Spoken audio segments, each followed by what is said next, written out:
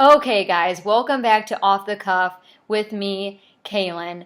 So, in my last video, I was able to touch on a few things. I touched on the vaginismus subcategory, so primary vaginismus and secondary vaginismus, and severity and how it is to the individual. I told you what dilators were, why someone would need to use them, what kind of conditions, the type of materials, the sizes, the amount that a kit may have.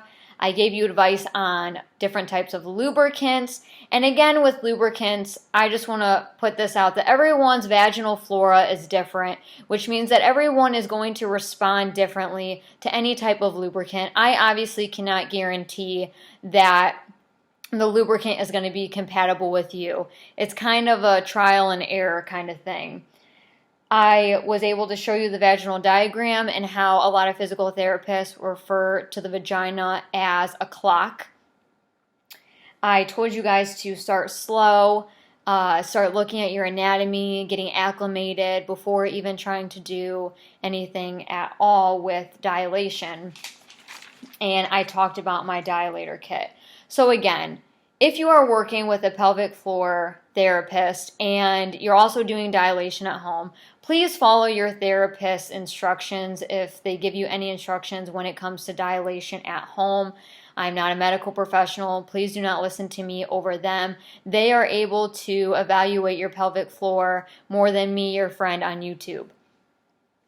So let's get into my dilation routine. So I would dilate 6 out of 7 days a week. So I would take 1 week off, 1 day off, 6 days on. And I would dilate for 10 minutes a day. And first I would begin with the smallest dilator. So this is size 1 in my kit. And this is size 5. And I showed them on the previous video. So with size number 1, once you get comfortable, and again, when you first start out, you may only get to here or down here. But once you're comfortable inserting, twisting, and doing 3 o'clock, 6 o'clock, and 9 o'clock, and you experience no pain at all, it is time to move up to the next size. So this is size number 2. So again, if I was only working with one size, I would dilate for 10 minutes a day. When I transition, the time increases. I would work typically 15 to 20 minutes during transition. So let's say you're good with number 1, you experience no pain, and you want to move up. So I would work with my old size for about 5 minutes. I would put it in, do everything that I needed to do, and then I would move to the next size. Again, it's probably going to repeat. You're probably not able to get very far initially, but the more and more that you get comfortable, the more that those pelvic muscles are going to relax. And that's why I encourage, once you're comfortable with the size, to take it in and out, because I noticed when I would take it out and then place it back in, it was more comfortable each and every time that I put it in. So then, once you are comfortable with the transition, you can now work solely with the size that you are moving up to, and you can resume back to the 10 minutes. I only increase the time when you're transitioning from one size to another. Cleansing. After each use, I would wash with just warm water and antibacterial soap. And then before I would dilate again, I would wash it again. So it would go through 2 washes before I went ahead and did my dilation routine for the day. It is very important to keep these clean and to keep them dry once you wash them to avoid any type of infection. Another part that I want to talk about is the position in which you dilate. For me, I found it most comfortable to dilate standing up, but many people find it more comfortable to dilate in missionary. It's whatever position works for you. If you're comfortable in that position and you're progressing in that position and it's comfortable for you, That's all that matters. It's what works for you. This is not a one-size-fits-all, and everybody's pelvic floor is different, and it's really what you think is comfortable. Another thing that I want to address is soreness and bleeding. I never experienced soreness with dilation. Physical therapy maybe left me sore, maybe once or twice, but I can't even recall that. So I would expect mild soreness. Again, you're working those muscles. It's like if you were not working out and then you went to the gym, of course you're going to be sore. The pelvic floor is no different. These muscles are learning something new. They're being exercised. They're being stretched. So a little bit of soreness, I would say, is okay. If it's severe, if you need to ice it, that is when I would be a little bit more concerned and try to, at that point, slow down with insertion and don't push too hard. If you've elevated in sizes, maybe try to go down. It doesn't mean that you failed. It just means that you might need a little bit more extra time. Bleeding, on the other hand, you should never bleed from dilation. If you are bleeding, that means that you are probably jumping sizes too quickly and your pelvic floor hasn't acclimated. You should not be bleeding. So definitely if you are bleeding, go back to the previous size or the 2 previous sizes and just spend a little bit more time. It's important to be patient. As much as you're learning about your body, your pelvic floor is also learning new things too. So it's very important to be patient with you and patient with your pelvic floor. The limitations to dilation is that typically it doesn't work out spasm. Now if you put it inside and you press on the 3 o'clock, 6 o'clock, and 9 o'clock, it may work out some spasm. But this is where physical therapy is really great. So with dilation, I have a knot in my shoulder. And with dilation, when you're in the pelvic floor, when you're in the vagina, it can kind of go over those tight muscles.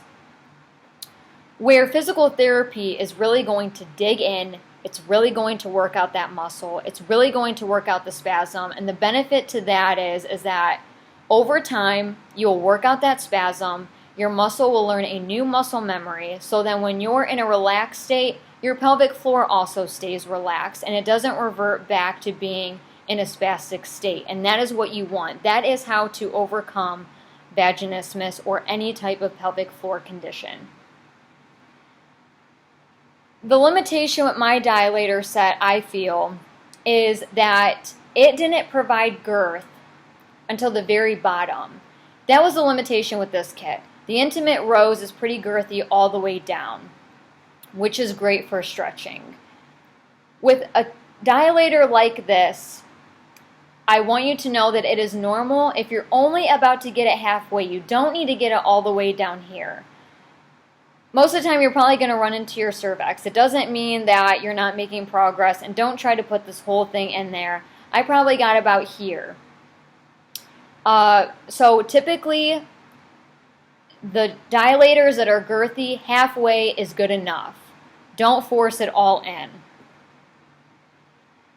The benefits of dilating, and I'm just going to go back. I cannot hate on my dilator kit because it got me to where I needed to be. I just wish that maybe it provided a little bit more girth sooner so I could get a better stretch in. But I love the Inspire kit and I would recommend it. I like the natural curve. I really loved everything about it. But the benefits of dilating is getting more confident, feeling more in control of your body. When I was progressing, I felt more sexy, I felt more in tune with my sexuality, I wanted to be intimate more. You just feel more in control, more powerful, and sometimes it just makes you feel more sexy, and that is never a problem. The disclaimer that I'm going to put is that you are going to have good muscle days and you are going to have bad muscle days. Most people with a pelvic floor do have good and bad muscle days, but someone who has a pelvic floor condition, we are more in tune with our body, we overanalyze everything, and so if you are on size 1 and you have a great day and you're getting it in, and then day 2, you can't even get past this part. It happens.